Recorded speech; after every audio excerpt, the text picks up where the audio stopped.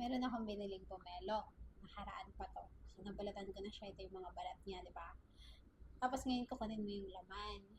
Ngayon, parang nakakadami na ako. Ito, marami na ako nabalatan. Ayan. Tapos ito. Medyo ito nga lang nabali eh. Ayan o, nabali. Pero okay pa din. Satisfying pa rin. So, may nakain ako 3. So, may 1, 2, 3, 4, 5, 6. 6 pa yung kukuhanin kong portion. Tapos, ayun, ang satisfying ng tunog, di ba? Tapos, syempre, yun yung mga kakainin ko. Yung mga humiwalay.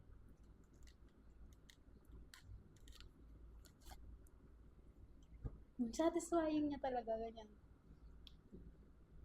Share ko yung satisfaction moment kaysa mga gantong maliliit na bagay. Sumasaya ako eh. So, ayan na. Tapos, hihiwain. I mean, huhugutin mo siyang ganyan.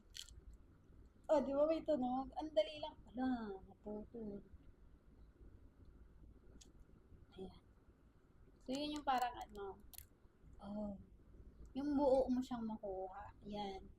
Tada! Oh, 3 na. 3 na sila. Tapos, syempre, meron pa, di ba? Yung mga ganyan ay hihilahin mo.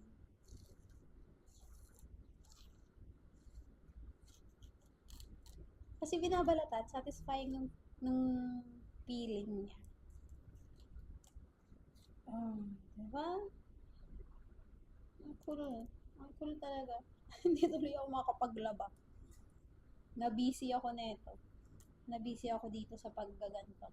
Yan na siya, oh. Di ba? Buong buo. Tapos, pipil mo na naman ganun. Oh, di ba? Tumutunog.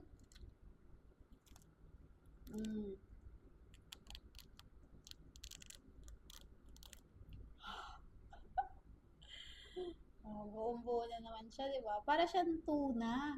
Parang tuna, di ba? Parang laman ng tuna.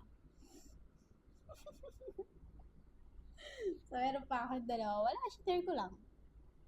Malay mo, masayan ka din, di ba?